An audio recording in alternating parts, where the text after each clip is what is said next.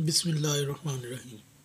आज हमारी वीडियो है कि रुए ज़मीन पर पहले फ़कत 3 नमाजी कौन। वैसे तो शिया असना अशरिया में जो हमारे यहाँ है कि हज़रत अली अलैहिस्सलाम को इस्लाम कबूल करने की ज़रूरत नहीं थी, क्योंकि उनकी परवरिश नबी की गोद में हुई है।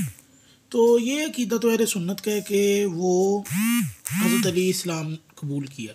बाज़ का कहना है कि वो बच्चे थे जब उन्होंने कबूल किया, यानी कि बच्चों में पहला नंबर, और बूढ़ों में अबू बकर का पहला नंबर, और उमर का कोई नंबर शंबर कोई लगा लेते हैं ये अपने से, क्योंकि इनके उलमा ने ये गढ़ी हुई हैं चीज़ें, इनके पास कोई दलील तो होती नहीं है। तो आज हमारे पास ये किताब है शरह ख़साइस अली कारी ज़हूर अहमद फैज़ी साहब की, मकतबा बाबुल इल्म, गज़ाली स्ट्रीट, उर्दू बाज़ार, लाहौर की।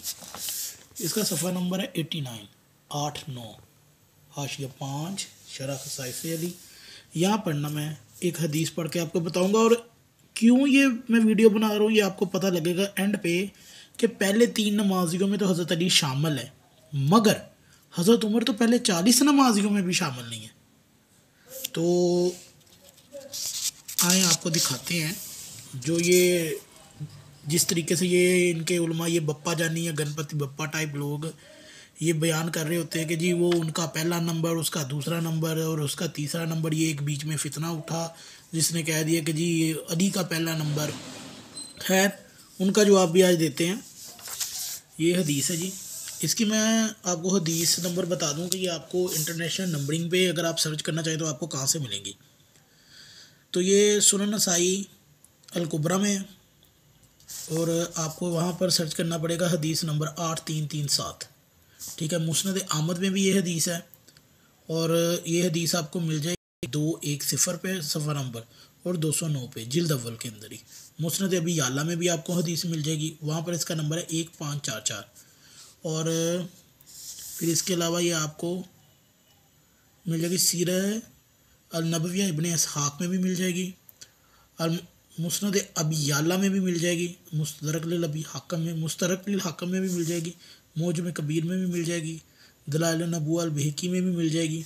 खैर, ये काफ़ी इनके मैं आपको शो करता हूँ, क्योंकि बाकी ना आगे ये अलबिदाया वल निहाया, ये मजमुअल ज़वाइद, ये बाद की किताबें हैं। जो इनकी मेन बुक्स हैं ना, तो उसकी मैंने आपको इंटरनेशनल नंबरिंग बता दी है, जैसे सुनन नसाई अल कुबरा वगैरह, मुस्नद अहमद, मुस्नद अबी याला, मुस्तदरक लिल हाकम। मुस्तदरक लिल हाकम की आपको मिल जाएगा रकम 4895 पे, और मौजम कबीर के अंदर भी आपको ये सफ़ा नंबर 100 और 101 में मिल जाएगा।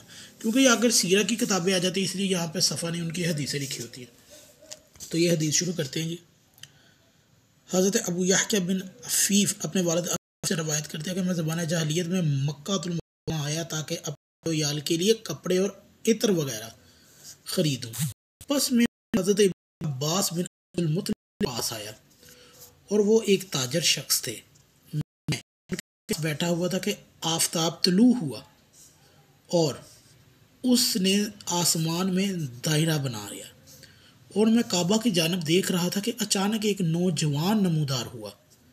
फिर उसने आसमान की तरफ निगाह उठाकर देखा, फिर उसने किबला रू होकर क़याम किया। फिर थोड़ी देर बाद एक बच्चा आया और वो उसके दाएं जानिब खड़ा हो गया। बच्चा आया और उसके दाएं जानिब खड़ा हो गया। फिर थोड़ी देर बाद एक खातून आई तो वो उनके पीछे खड़ी हो गई। फिर नौजवान ने रुकू किया तो उस बच्चे और ख़ातून ने भी रुकू किया। फिर उस नौजवान ने सर उठाया तो लड़के और ख़ातून ने भी सर उठाया। फिर नौजवान ने सजदा में सर झुका दिया तो उस लड़के ने और उस खातून ने भी सर झुका दिया। इस पर मैंने कहा, ए अब्बास बिन अब्दुल मुत्तलिब, बड़ी बात है। अब्बास ने भी कहा, बड़ी बात है।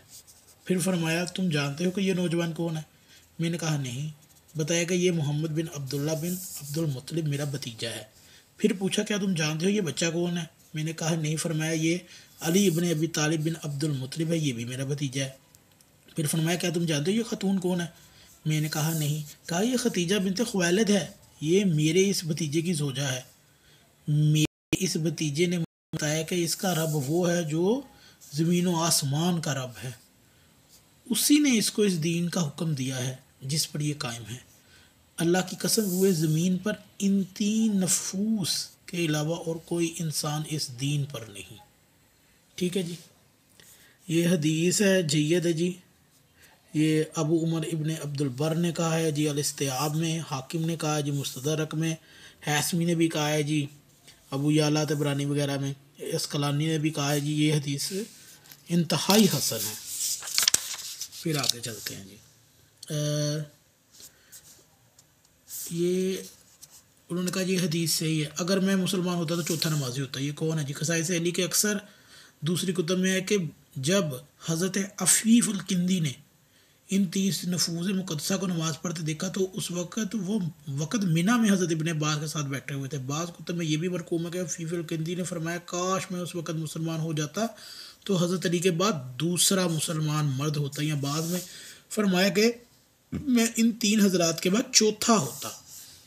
खैर ये उन्होंने फरमाया जी। इसके बाद हम आपको क्या बताना चाहते हैं ये भी आपको बता देते हैं।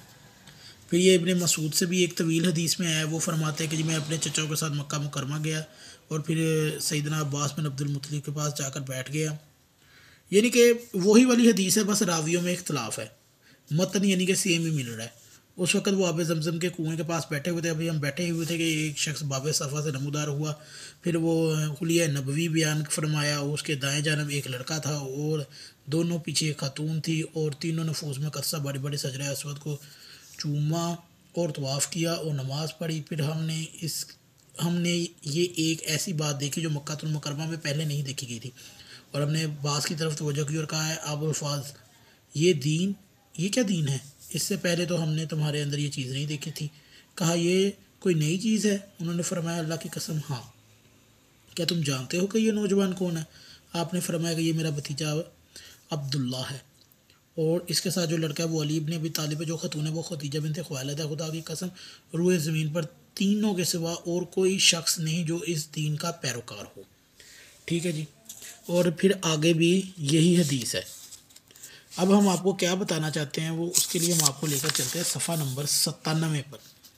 हमने यहाँ पर आपको हज़रत अली का वो ख़त बताया था ना, जो कलेजा चबाने वाली बच्चा किसको कहा है, वो आपको वीडियो के एंड पे वो आपको वीडियो मिल जाएगी। यहाँ से होते हुए ना नंबर 97 पे चलते हैं। ये वही किताब है खसाइस अली, ये हाशिया यहाँ पर 6 है। ये किताब है खसाइस अली। अब हम ना यहाँ से ना इस मतन के ऊपर आते हैं। कौन सी हदीस के ऊपर? वो ही मौला अली के इस्लाम कबूल करने वाली, जो इनके मुताबिक है। अब ना इनके उलमा को ये भी हज़म नहीं हो रही। वो क्यों नहीं हज़म हो रही जी? हाकम ने तो कहा ना ये शर्त बुखारी मुस्लिम सही है। खैर मुहद्दिसीन इकराम का इस हदीस के मतन पर कलाम है और दुरुस्त मालूम होता है। किस मतन पे कलाम है जी? वो ये थी कि हज़रत अली ने फरमाया मैं सदीक़ अकबर हूँ। इसके बाद दावा किया कि जो झूठा होगा शख्स, क्योंकि मैं 7 बरस पहले ईमान ला चुका था। खैर अब ना जो है ना ये इनका ज़हबी नासबी, वो इसमें से क्या निकाल रहा है कि वो हज़रत अली के ना ये जो अल्फाज है ना, मैं तमाम लोगों से 7 बरस पहले ईमान ला चुका हूँ, उसका सदीक़ अकबर पे कोई इतराज़ नहीं आया ज़हबी का। लेकिन उसका इतराज़ क्या है? मैं तमाम लोगों से 7 बरस पहले ईमान ला चुका हूँ। अब ज़हबी को खुटकी, उसने कहा कि क्यों ना मैं ना ये एक नया शगुफ़ा डाल दूँ। अगर 7 बरस पहले अगर हज़रत अली ईमान ले आए थे तो उन 7 साल में अबू बकर उमर कहाँ थे, उस्मान कहाँ था? वो रिश्तेदारियाँ जो बची दिए 3 नबी की बेटियाँ उस्मान के अक़द में या 2 हैं वगैरह वगैरह, तो वो कैसे चले गई? 7 साल तक तो ईमान ही नहीं लेके आए। तो वो ज़हबी अपनी क्या तौज़ीह बयान करता है, सिर्फ इस अल्फाज पर आपने गौर करना है कि मैं तमाम लोगों से 7 बरस पहले ईमान ला चुका था। अब ये ज़हबी पे आते हैं जी। मुहद्दिसीन इकराम का इस हदीस के मतन पर कलाम दुरुस्त मालूम होता है, खुसूसन ये जुमला महल नज़र है कि मैं तमाम लोगों से 7 साल पहले ईमान ला चुका था। ज़हबी के नज़दीक इस जुमले की ये तौजीह है कि रावी हदीस की समात में ख़ता हुई होगी, क्योंकि हज़रत अली ने फरमाया होगा कि मैं अपनी उम्र के 7वें बरस में ईमान ला चुका हूँ, और रावी ने तमाम लोगों से 7 बरस पहले ईमान लाना समझ लिया होगा, रावी ने। इसलिए तो हम कहते हैं कि आपका मज़हब नहायत कमज़ोर है। एक अहले सुन्नत मौलवी था जी, वो शिया पे इल्ज़ाम लगा रहा था जी शिया का मज़हब तो बहुत कमज़ोर है, इनकी तो असनाद ही नहीं होती। तो हमारे यहाँ भाई आपसे जय्यद और बेहतर असनाद होती है, आपकी असनाद का ये हाल है कि रावी के अंदर ये होता है। और अगर रावी को इन अल्फाज के साथ गलती हो रही है तो माशाल्लाह तो आपका पूरी हदीस का निज़ाम ही ख़राब है। खैर आगे क्या वो कहता है साहबी, इस किस्म की किसी तौजीह को कबूल करना नहायत ज़रूरी है, वगरना लाजम आएगा कि मुसलसल 7 बरस तक आप सल्लल्लाहु अलैहि वसल्लम की दावत पर सैयदना अली के अलावा उम्मत के किसी फ़र्द ने भी लब्बैक नहीं की। ये समझ गया साहबी। फिर इसने कहा हालांकि हज़रत उमर यानी कि फ़ारूक आज़म बिन उमर बिन ख़त्ताब नबूवत के 6 साल ईमान लाए थे और उनसे कबल 40 अफराद मुसलमान हो चुके थे। क्या फरमा रहा है? क्योंकि उमर बिन ख़त्ताब नबूवत के 6 साल में, नबूवत के 6 साल में यानी कि 40 साल की उम्र में आपने नबूवत का ऐलान किया, 46वें साल में हज़रत उमर कह रहे हैं जी वो ईमान लेके आए हैं और उनसे कबल 40 अफराद मुसलमान हो चुके थे। अक्सर लोग इनके उलमा शोर डालते हैं जी वो काबे के अंदर अजानें हो गई तो लोगों ने कहा कहीं उमर मर तो नहीं गया या कहीं उमर ने आज इस्लाम तो नहीं कबूल कर लिया जो अजानें इतनी बुलंद है। भाई ये सब ढकोस रहे हैं, आपकी किताबों में ऐसा कुछ भी नहीं लिखा हुआ, ये आपके उलमा झूठे किस्से कहानियाँ बताते हैं। तो ये हमारा आज की हदीस साबित करने का मकसद ये था कि हज़रत उमर नबूवत के 40 उनके नबूवत से 40 पहले लोग मुसलमान हो चुके थे और हज़रत अली वो पहले शख्स थे जो नबी पर ईमान लेकर आए थे। तो ये अकीदा तो आपका है ना, और आपके अकीदे के मुताबिक भी अली को आप चौथा नंबर देते हैं, तो लिहाजा अपनी किताबों पर अमल करें और शिया पर एतराज़ करने से गुरेज करने से पहले, यानी कि शिया पर एतराज़ किया ही ना करें ना। आपकी तो हदीस की ये समात वाला सिस्टम है ना, ये बहुत ख़राब है। तो लिहाजा आपसे गुजारिश है कि शिया पर एतराज़ करने से पहले ना 1000 बार सोच लिया करें कि अपना मज़हब पढ़ के आया करें। अगर आपको हमारी ये वीडियो अच्छी लगे तो ज़रूर शेयर कीजिएगा।